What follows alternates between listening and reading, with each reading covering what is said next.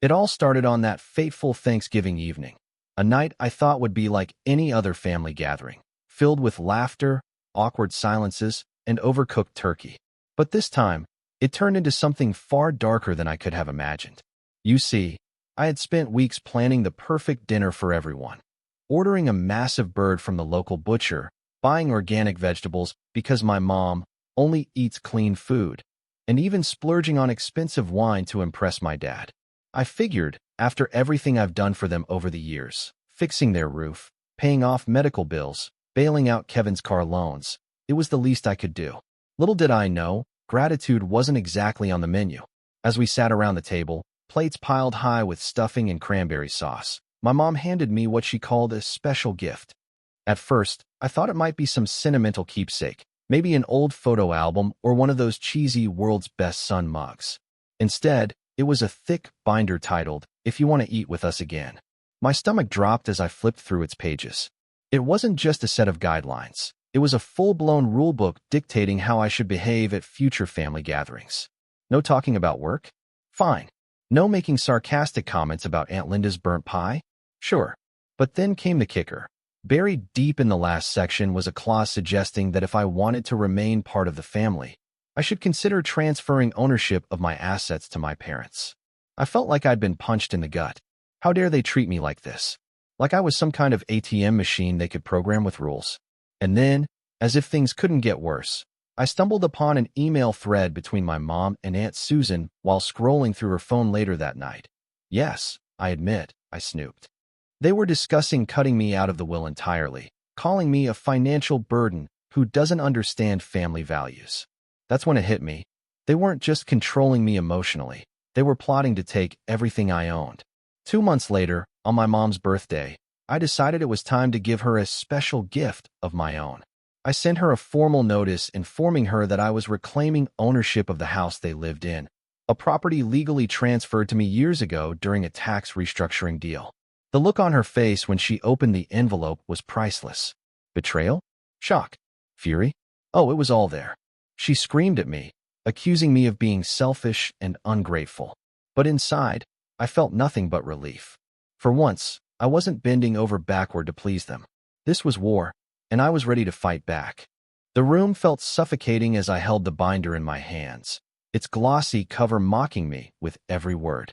My silence hung heavy over the table, but Kevin, always eager to twist the knife, decided it was the perfect moment to chime in. "Oh yeah," he said with a smirk that made my blood boil. "Remember that one Thanksgiving when Daniel forgot to bring dessert?" The whole dinner just ended on this weird note.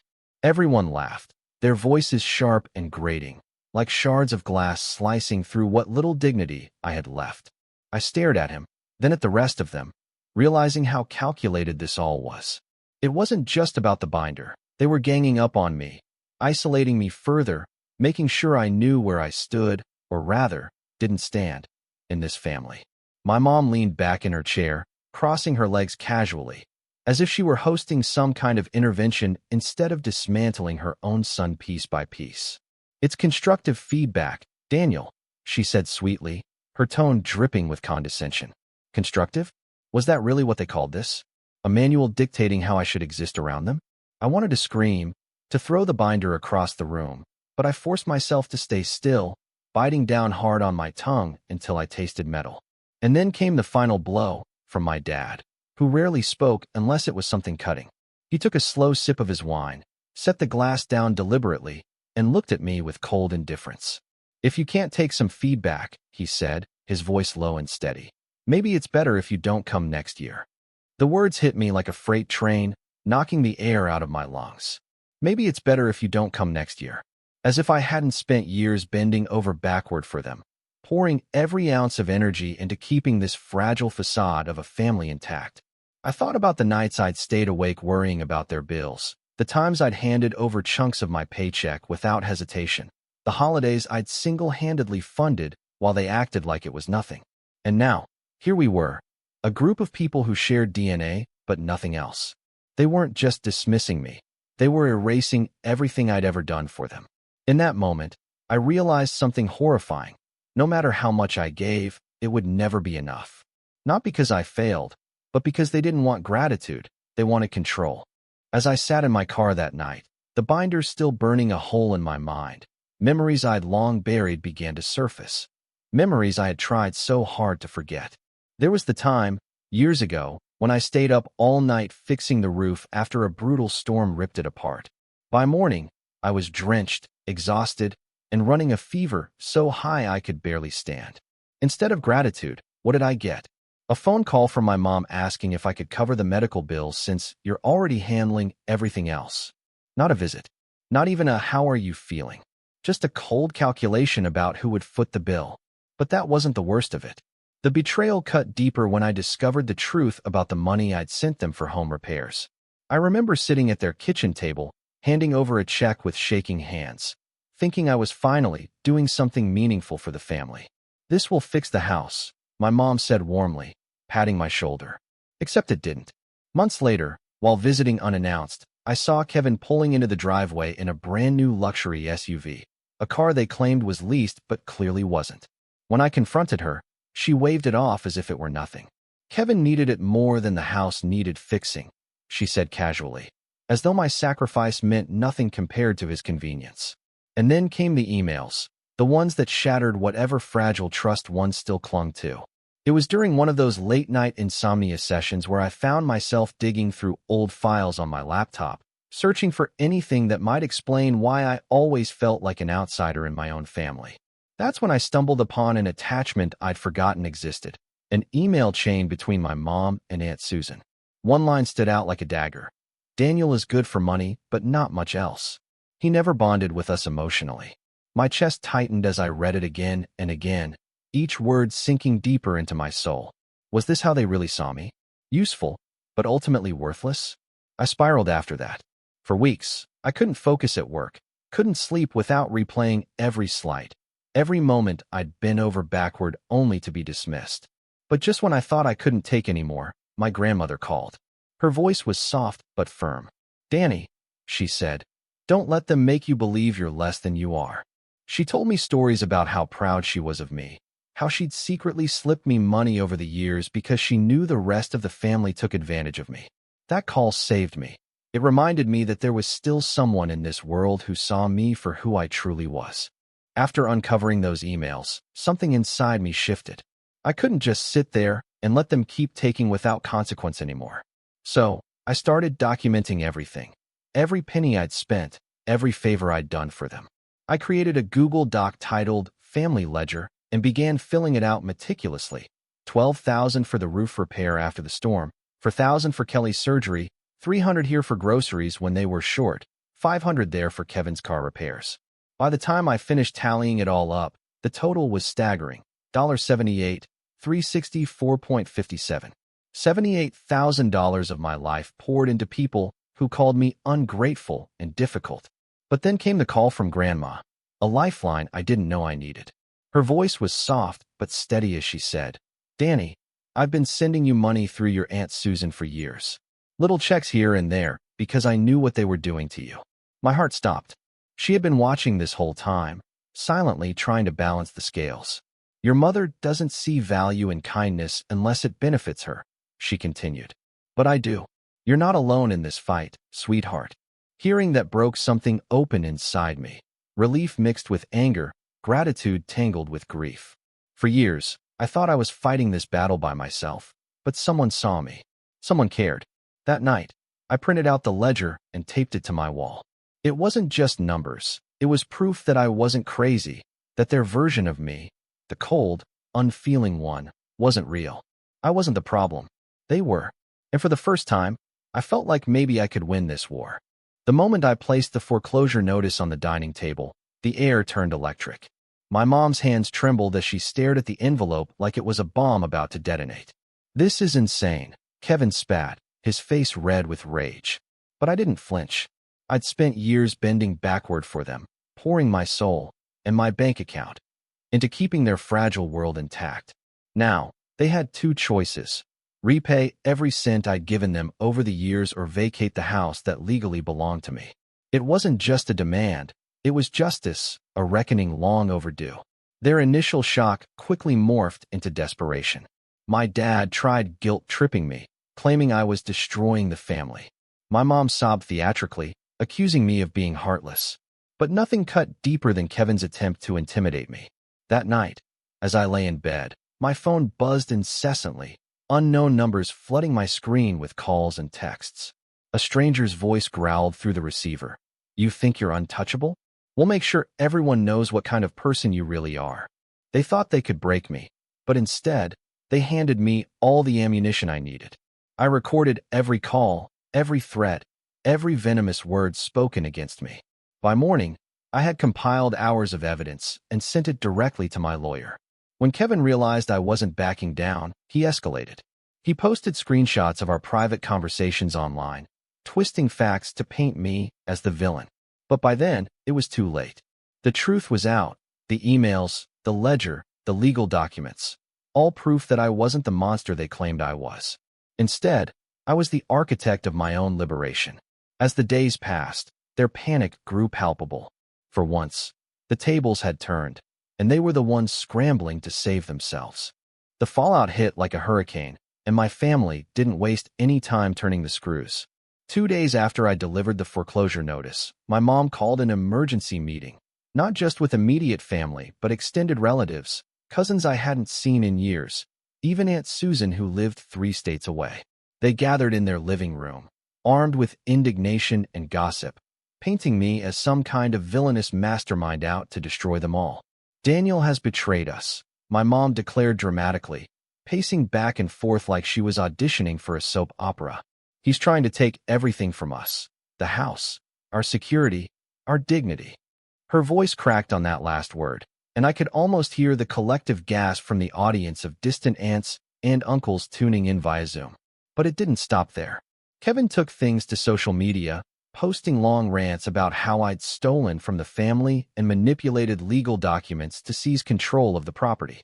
He tagged me in posts, tagging mutual friends and distant relatives, attempting to turn public opinion against me.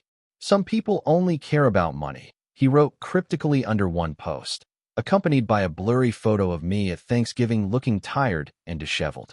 The comments flooded in, some supportive, others vicious, but none of it mattered because I knew the truth.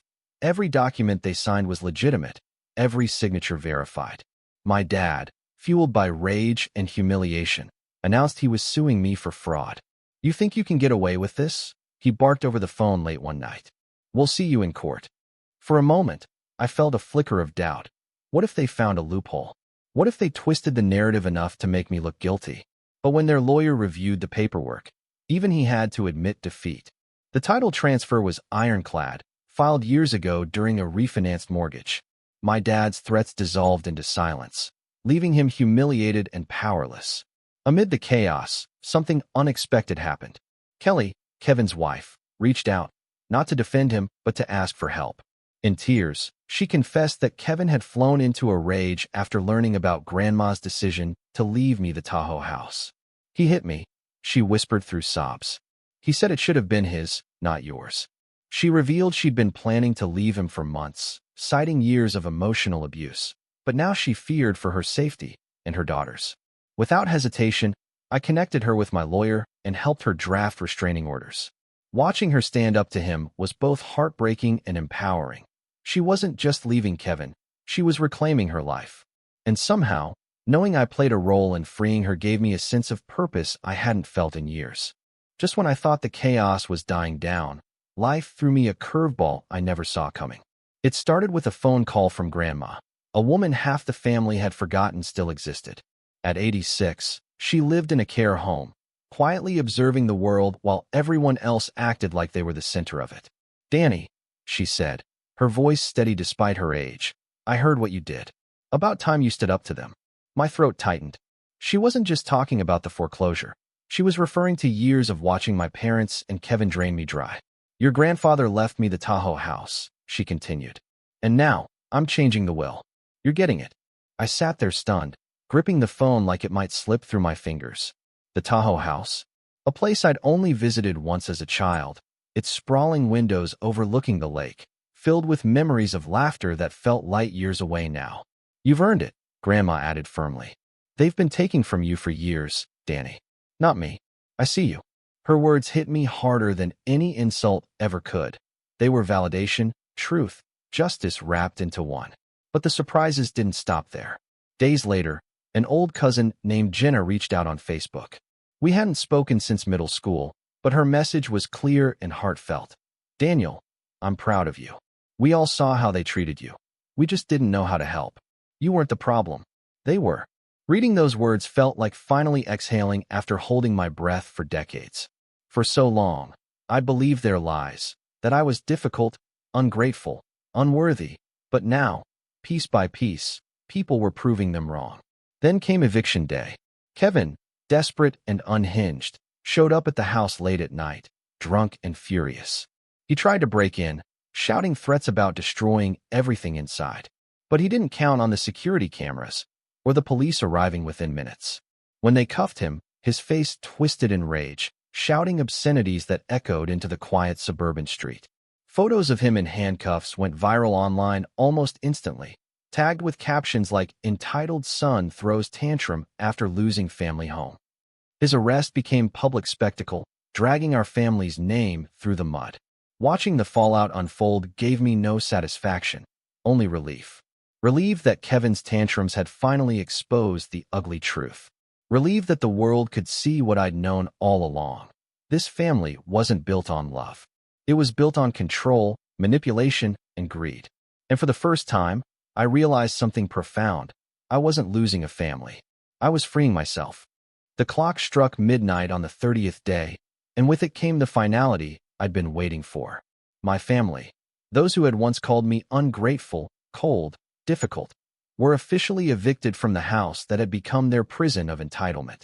The sheriff arrived at dawn, his knock echoing through the empty halls as they packed up what little remained of their lives there.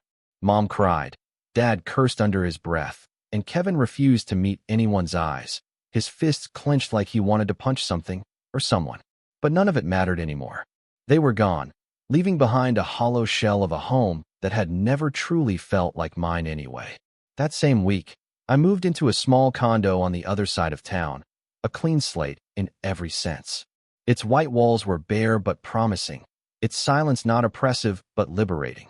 For the first time in years, I woke up without dreading a phone call demanding money or an email guilt-tripping me into another holiday dinner where I was treated like an outsider.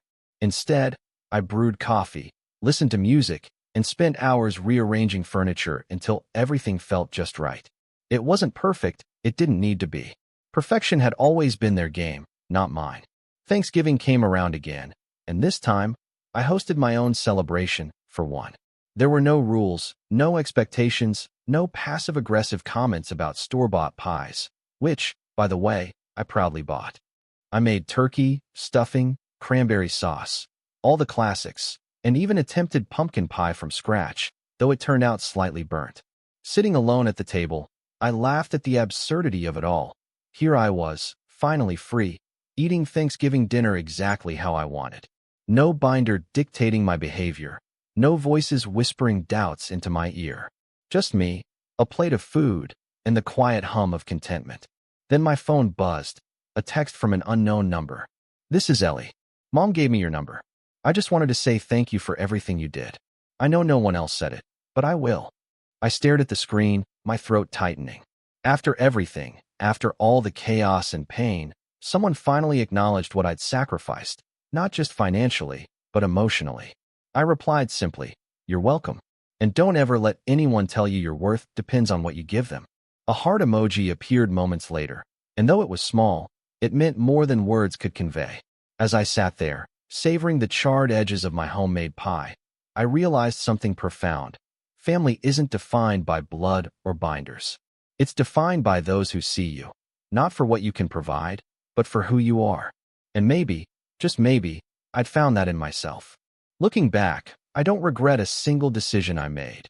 Not the foreclosure notice, not the binder I left on their table as my final gift, and certainly not walking away from a family that never truly saw me. For years, I twisted myself into knots trying to fit into their mold, to become the version of Daniel they could tolerate. But no matter how much I gave, money, time, silence, it was never enough. They handed me a binder of rules, expecting me to follow them blindly, while ignoring the person behind the sacrifices. That's when I realized something profound. You can't earn love by erasing yourself. The hardest part wasn't leaving. It was unlearning everything they taught me about worth. They made me believe I had to prove my value with every check I wrote, every favor I did, every holiday I hosted without thanks. But now I know better. My worth isn't tied to what I give or how much I sacrifice. It's rooted in who I am and who I choose to be.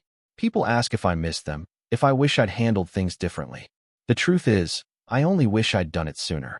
The moment I stopped bending to meet their expectations was the moment I started respecting myself. They gave me a rulebook for belonging. I gave them a mirror reflecting everything they refused to see. And honestly, I'm not sorry they didn't like what stared back at them.